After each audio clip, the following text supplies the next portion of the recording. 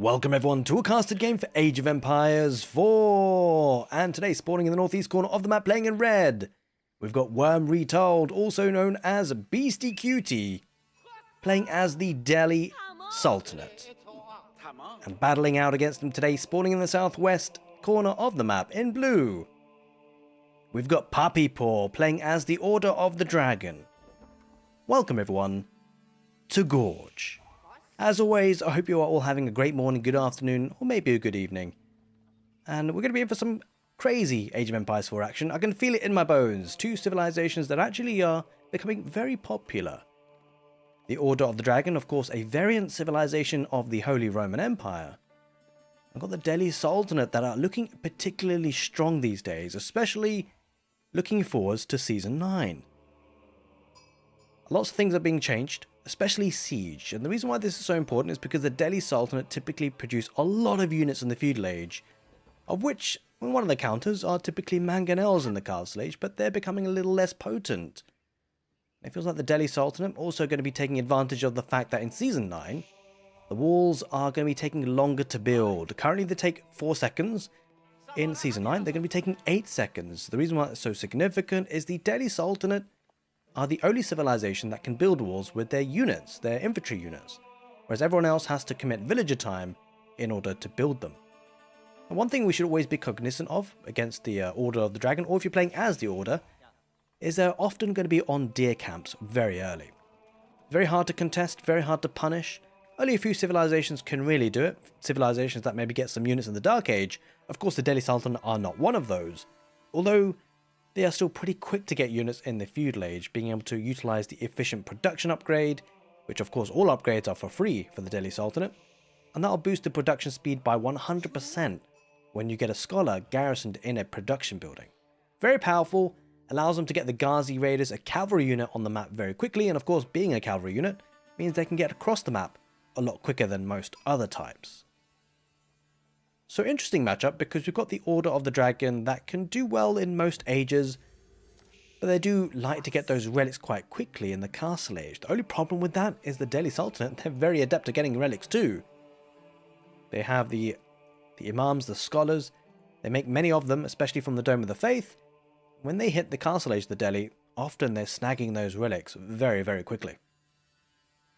Speaking of Castle Age, one of the most recent changes for the Delhi Sultanate is that their upgrades are a lot quicker to get now, and again, reason why that's so significant is whilst it is a civilization that is typically, hung around in the feudal age for extended periods of time, actually, when they get to the Castle Age, they can upgrade their spearmen, their archers, their horsemen, or the Ghazi Raiders in this sense, a lot quicker than they used to. Again, the reason why that's so significant is because there used to be a long lag time between reaching the Castle Age and getting those units upgraded. The reason why it's so significant is actually the enemy could often punish them, considering their units would typically still be in the feudal age effectively, in terms of the non-upgraded units, even despite reaching the Castle Age. There was a long lag time.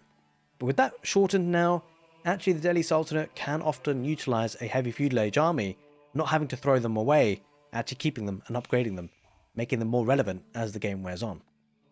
Now we've focused a lot on the Delhi Sultanate, typically because of lots of changes, but the Order of the Dragon, to be able to keep up with the Delhi Sultanate in the Castle Age, it becomes a bit tricky because the Delhi are able to get the keeps up, get villagers producing from the keeps, really boosts up their economy. The Order of the Dragon though, of course, have access in the Imperial Age to the Palace of Swabia, being able to make those units cheaper and also a lot quicker. Trouble is, they have to get there. It's something that the Delhi Sultanate will look to try and stop. So certainly curious to see how this will pan out, especially considering a map like Gorge. Whilst it's relatively open, there are 3 lanes as such, and actually getting keeps on all 3 lanes can make it very difficult for the enemy not only to deny the sacred side, but also access the enemy's base. They have to get through the keeps first, which is often a very hard thing to do to take care of, even in the Castle Age, especially with the Order of the Dragon where they have very few units generally, and some of which will have to inevitably become siege once those keeps do go up. I say once, but we never really know if we'll get there, but players of these caliber tend not to die too early. There is a stable opening here for the Order of the Dragon, looking to get some of those gilded horsemen, incredibly powerful units, very, very tanky of course. as are all of the units for the Order of the Dragon. Oh, a bit of a cheeky, sneaky stealing of the sheep there that really the Order should have gotten earlier. But this is what we're talking about. The village is now on deer camp, having to back away because of the guards already coming out pretty quickly. Very quickly, in fact, of course. We've got the stable built and also the scholar inside, as you can see with that 1 out of 1 on top of the stable. It means the stable is producing doubly fast, and it looks like for the first stages of this game, it's going to be the Gilded Horsemen versus the Ghazi Raiders, which of course the Gilded Horsemen would just win up in a straight even number fight, which of course probably won't remain the same for too long because the Delhi Sultanate, one thing they do really well is produce a lot of units very quickly. Now, map spawn generation, we have to think about that as we are thinking about later on in the game. Got the golds on the corners of the map, the 8,000 tile gold vein, one on the east, one on the west. That could become more significant, although probably a bit more significant for the Order of the Dragon as opposed to the Delhi, if the Delhi do look to get those sacred sites. Of course, a really good generation of income, of gold income for them, if they can get access to it. This is a very curious matchup actually, because it feels like there are a few civilizations that really go for the relics, the Order of the Dragon being one of them, but so are the Delhi, being able to get those scholars out quickly to pick up those relics off the map in the Castle Age. Of course, we've got the Holy Roman Empire that do very similar works. Sometimes you can do it with the Rus too, with their warrior monks if you do go for their monastery landmark, but high trade houses are a bit more typical for them. Either way, we digress, because that's of course a different civilization. The Ghazi Raiders now looking to raid the gold vein. The problem with the gold vein being so far forward is that actually it commits puppypaw to a bit more of a feudal age. It means that the Delhi will be playing to their strengths being in the feudal age. Looks like puppypaw want to secure this area down the south, understandably so, because there's a lot of food. There's the boar, there's the berries, there's the deer camp. And that's going to sustain his economy for a long period of time. He's already got some farms around the Ark and Chapel. That'll make any sort of farming transition very smooth. But there is something I really want to talk about the Delhi Sultanate. Something that Beastie has really been utilizing quite heavily. Look at this. Double mill.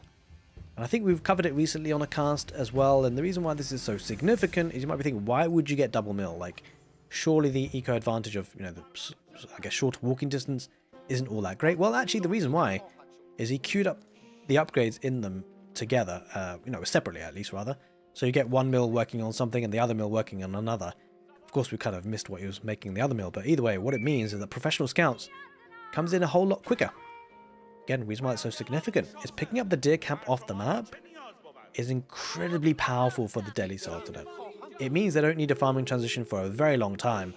They're a civilization that really prioritizes a lot of military production very quickly. You need an economy to do so. Deer camp food really supplies that economy. 8.5 minutes on the clock. Looking to now get those sacred sites. Beastie killing a lot of them with the scholars already. Although this scholar might be taken apart, probably will be. Gilded Horsemen should make quick work of this. As the units in the south are heading there now for Beastie, looking to harass the palisade walls, which are already up, by the way. Thankfully for puppypaw, so won't lose his villagers, but he's got to be careful, got to defend this position. And the great thing for the Delhi is what this is achieving is forcing puppypaw to address these Ghazi Raiders, allowing Beastie to maybe look to try and get more security of these sacred sites. Although this is a bit of a tricky situation here. Only one spearman involved. Scholars looking to repair and heal up the spearman, but not enough there. And these 4 Gilded Horsemen can really do a lot of damage, denying these villagers on berries. He's taking the fight, but this could be tricky. He might lose a couple here. Beastie might lose a couple of these scholars, which would not be ideal. But he's managing to hold. Maybe there's not enough Gilded Horsemen after all. The reinforcements really helping him out. You can imagine if these spearmen were involved in that fight, would have been a whole different picture. But a cracking opening to this game, lots to talk about. And I would like to say also, by the way, a very big thank you for everyone who's been supporting the channel. You guys are absolute legends. Thank you, thank you, thank you. So we head towards the middle of the sacred sites. This looks like this really wants a challenge, but puppypaw not wanting to fight just yet. Now, with the real committal to Gilded Horsemen, you can see BC now starting to add in those spearmen. Of course, the direct counter unit. It makes a lot of sense, yeah. Starting to put down a lot more barracks. Well, just, yeah, there's a double barracks there now for now, and that makes a lot of sense. Now, the question is whether puppypaw addresses that with Gilded Archers, or what he decides to go for here. He could in turn actually go for more Gilded Spearmen himself.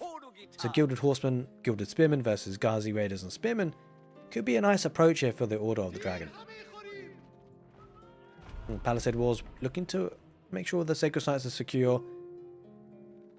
And the nice thing about securing the middle sacred site is that actually, what this does, it makes things very difficult for the Order of the Dragon. The reason why, if you're considering a map where there are 3 potential locations to fight over, to challenge over, well, having more units definitely helps you there. Having to split up your army is tough. And so, well, securing this middle location now means it's a lot easier for Beastie just to focus on the north and the south, those entry points to his base. It also keeps that sacred site secure. It limits also puppypaw's mobility. It's going to make sure that these spearmen can't get too much value. They're walled out at this stage. You can see a definite sort of push towards a castle age for puppypaw though. Plenty of villagers on gold. Look at this. Beastie's going to recognize with his Ghazi Raiders. This is the importance of keeping cavalry units on their toes, active to see that, you can see what your enemy is doing. Also punish things that are happening. Picks off a villager. We'll lose 1 or 2 Ghazi Raiders. But the intel that is gathered from this is really significant. Knowing now that the Order of Dragon will be going to the castle age soon. He's getting harassed around the back though. Beastie will lose a couple of units. Oh, he loses 2 Gilded Horsemen. That is definitely worth it. These are very expensive units. Now with Beastie with the knowledge that puppypaw is thinking about the castle age, how will Beastie adapt? There's 2 options really. To go to the castle age yourself or commit to that feudal age. But you can see how much food is being brought back. It's an incredible amount. And the reason why it's so significant is that actually now Beastie can sustain an army production for a long period of time without needing any interruption, without needing to get seeding farms, which obviously takes a lot of resources. And also, when you're pumping resources into farms, it means you're not pumping resources into military. Looks like Beastie is going to double down and it's going to look to continue making the military units to put on more pressure. Perhaps try and punish the castle age. There is a decision to be made, though, for puppypaw, whether he decides to go for the Regnant's Cathedral or he goes for the Burggraf Palace. The tricky situation for going for Regnant's Cathedral in this particular matchup is the unit numbers. And Obesi's really covered the map with walls, but also he's got so many units he should be able to protect those relics very easily. Speaking of which, he's going to get a lot of villager kills here. Not enough space in the towers. And he's going to be losing quite a few units here, puppypaw. Not ideal, but in turn, he does harass that wood line around on the back. This is looking to be a really good push here for Beastie. He's not going to be delivering a killer blow, but the big deal here is he is denying this castle age tech up timing rather significantly. He's going to back away for now. Of course, puppypaw with the defender's advantage and should be able to now venture out back onto gold. But it was quite significant because, of course, what it allows is Beastie now to get those upgrades. He's still getting them in from the blacksmith. Takes a bit of time, but time is what he's getting on his side. Horseman will be able to pick off 1 scholar most likely, or he backs away for now. Spearman on hand. He's now looking to make sure he gets enough population capacity with the house. Look at the unit numbers. 62 military units versus 27, and it will be the Burggraf Palace. For puppypaw, recognizing that it's quite unlikely he's going to get too many of the relics. Of course, there's already 1 relic around the back. Really protected, difficult to get, and just the sheer number of units on Beastie will make it challenging to get the others, so he's going to commit to a Burggraf Palace, but the problem with this is actually, first of all, he's going to be under a lot of pressure now. He's going to struggle to get the gold in to make those units that you will want. We'll talk about just in a minute actually what this Burggraf Palace achieves for the Order of the Dragon, because it's a tough landmark to go for actually. Either way, he's going to try and take down this outpost. Emergency repairs comes on in, so should be able to hold this position for a little while. Of course, these are still feudal age man-at-arms, not reached the castle age just yet, puppypaw, but Beastie recognizing the timing here. Knowing that puppypaw is itching to get to the castle age, Beastie wants to deny it, but, well, there's the tech up. And now with the Burggraf Palace, he'll be able to start making those man-at-arms. Now, with this in mind, Beastie's got plenty of gold in the bank, probably just needs to unqueue a lot of the units and get to the castle age himself. But the reason why the Burggraf Palace is a bit of a rough choice, to be honest, both Castle Age landmarks for the Order of the Dragon in this matchup is a bit rough, because the Regnant's Cathedral, first of all, you have to get the relics for making it worthwhile, but the Burggraf Palace in particular is a bit rough, is because, well, whilst we did say that the technologies come in quicker for the Delhi Sultanate, crossbows, they do not need any technologies apart from the Castle Age. And so that means when Beastie does get to the Castle Age, well, he's going to be making those crossbows to counter those man-at-arms. And so he should have the counter unit that he needs very quickly off the bat. He doesn't have to wait for any upgrades. I mean, certainly he will get the veterancy on his archers and spearmen, which he will have to wait for. But the main unit he will need in the very short term is the crossbows, and there's no real barrier to entry for that unit, for the Delhi Sultanate in the Castle Age. He's being pushed off of food here. You see Beastie keeping his units active, trying to make sure that the enemy isn't punishing him whilst he's trying to take up to the Castle Age. And he will be getting there with the compound of the Defender. Great landmark for the Delhi Sultanate. Infantry units can build stone walls, but also reduces the cost of stone for their buildings, obviously including the town centres, or even, of course, the keeps, which essentially act as town centres for the Delhi Sultanate when they do get the village fortresses upgrade. Just walling in one of the relics there, knowing that Castle Age is in, and yeah, that's going to be difficult now, because even the relics that are closest to him, Puppypaw, is being denied of. See, the sheer miniature numbers is incredible. 70 miniature units for Beastie. Got all 3 sacred sites. Sacred site timer has been activated. And you can start to see those crossbows coming out. Understandably so, because he has to find a way to deal with these gilded man-at-arms, which are going to hack and slash a lot of villagers here on the Gold Vein. Beastie has to pull those villagers away. Oh, this is not a great fight for Puppypaw. Going to lose quite a few of these horsemen in the end. There's a spearman chase.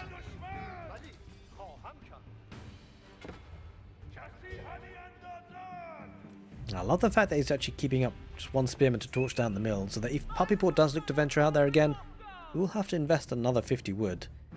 Which at this stage of the game, it's not necessarily a game breaker, but every little helps with this sort of situation.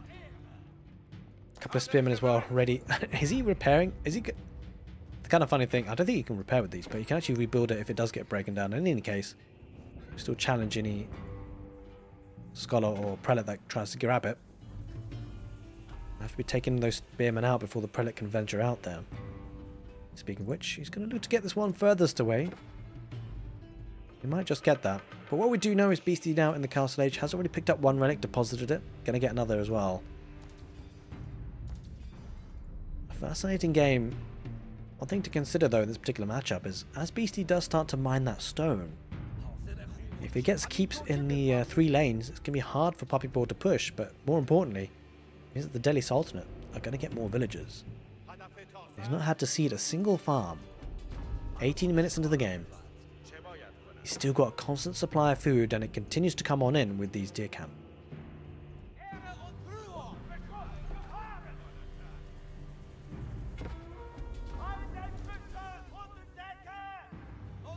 Looking to recapture that sacred site in the north and the middle. And yeah, there's a sizable number of crossbows. This is what makes the Burger of Palace play a little bit tricky for the Order of the Dragon. It continues to make... Oh, it's going to make some Landsknecher. That could actually pose a big problem for the Delhi. If he actually gets quite close and personal to these units, if he can get us around, they can do a lot of damage, but he's got to get there, right? His crossbows will actually deny a lot of the man-at-arms before they reach them. So he's going to have a sizable number, and he's focus firing on the Landsknecher as well, just to make sure that they don't pose too much of a problem. The gold has run out here in the forward position, and looks like this west side location is going to be a key area for Beastie to attack, a key area for Puppypaw to defend. It does have enough stone for a keep here, Beastie. Kind of curious to see if he will look for one of the side lanes or the center of the map. He's got his army down the center, so I suspect he would either go north or south of the sacred sites. Village fortresses coming in as well.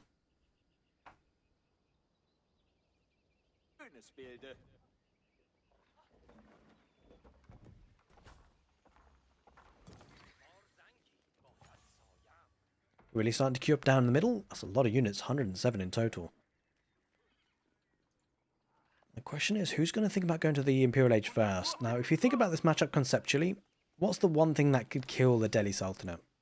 And that's an Imperial Age from the Order of the Dragon, which is cheaper, by the way. So I wonder whether Puppypaw will look to try and get to the Imperial Age soon. He needs to catch up on the village account, or he will need to eventually, once those keeps go up.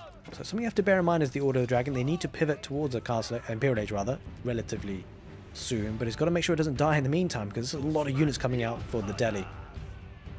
This is a tricky situation for Puppypaw, because he's got 2 things on his mind. One thing, he has to survive this Castle Age army from the Delhi, but the other thing is that he probably needs to get to the Imperial Age, because behind all of this, to keep going up with the village fortresses in play, the economy is going to continue to expand for the Delhi Sultan. Not to mention the sacred sites is something that puppypaw has to challenge.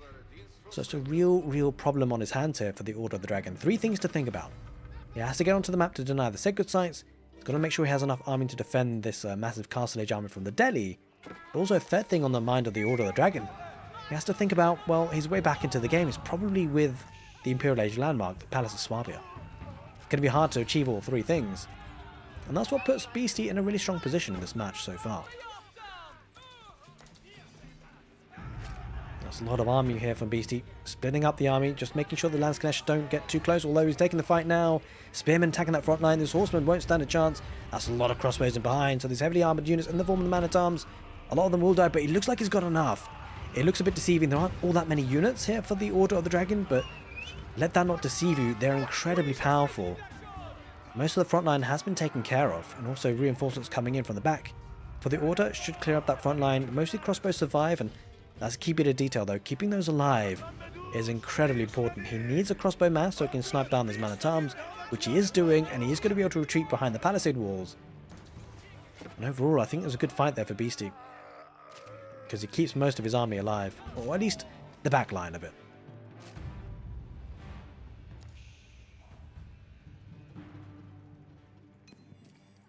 And that gold vein down to less than half of its overall capacity. And having all 3 sacred sites in control for the Delhi is a real big problem for puppypaw. He has to somehow challenge it, but also somehow get to the Imperial Age, because these keeps are working for Beastie. He's already got 1 here in the south. He's got plenty of stone. Wouldn't be surprised to see him place down another in the north. He's even trying to wall off, cage these villagers that are gathering gold. He can use the military to do so.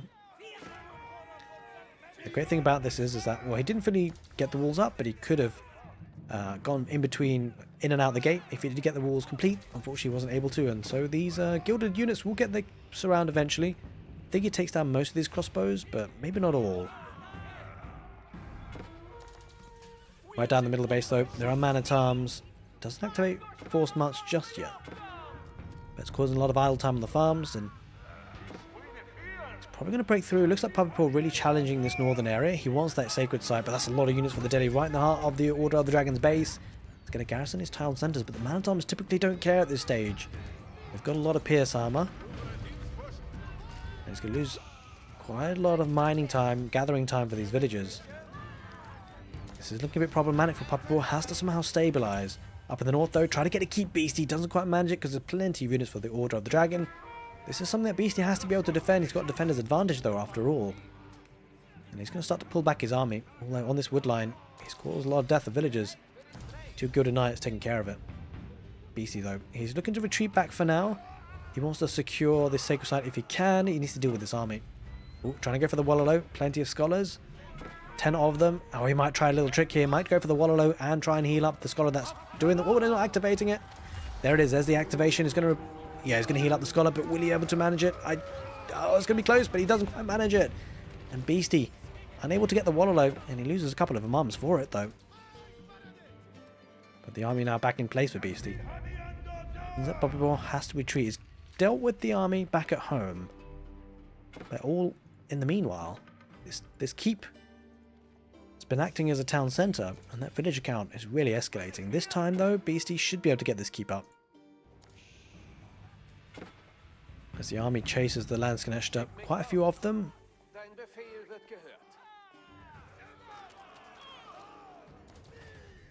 And Beastie's constant pressure has put a lot of problems here for puppypaw. Looks like he wants to get a keep of his own.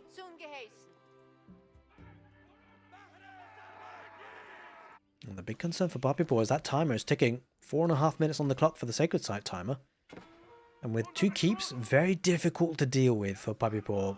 I'm not sure if he's going to take those keeps down anytime soon, so really mainly, perhaps it's the sacred site down the middle that he has to challenge, but that's probably arguably the easiest one for the Delhi to protect. Even without keeps, he can just keep all his units on it, and he's got plenty of them. Puppypaw, though, trying to get some economic damage on the wood line around the back. Not too many units there, though. A lot of the economy is spread out for the Delhi, courtesy of having the protection of the keeps.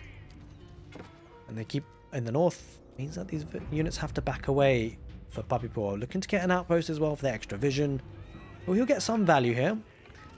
Landscaster. Oh god, those villagers died really quickly. Villagers have to vacate the farms, but there's not necessarily enough units to do huge amounts of damage here. Beastie getting another keep down in the south, would you believe? He's going to mine off the stone as much as he can. Yeah, he's got control of the stone veins, which is really significant. Of course, cheaper keeps, and he's going to get a keep down the middle. This is going to be a problem for puppypaw to deal with. He's going to get a keep of his own, maybe act as a staging ground to attack with.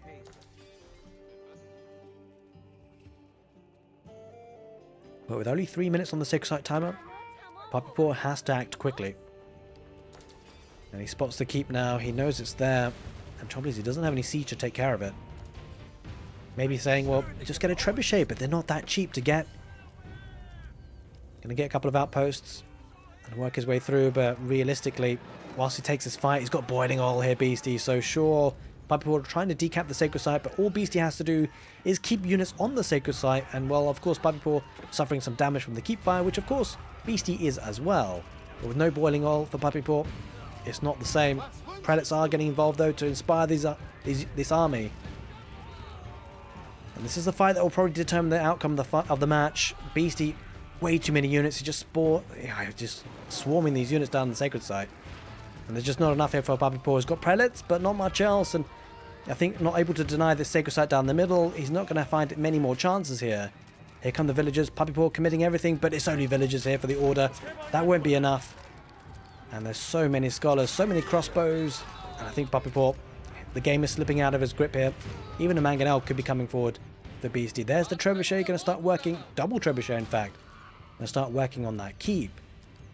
And of course, in the meantime, these keeps have been making a lot of villagers. Even the middle one. There we go. Ladies and gentlemen, puppypaw taps out. A great game of Age of Empires 4. Lots to talk about. Lots to unpack in this matchup. It's been a pleasure guiding you through this one. Hope you guys enjoyed it. Take care. And see you next time.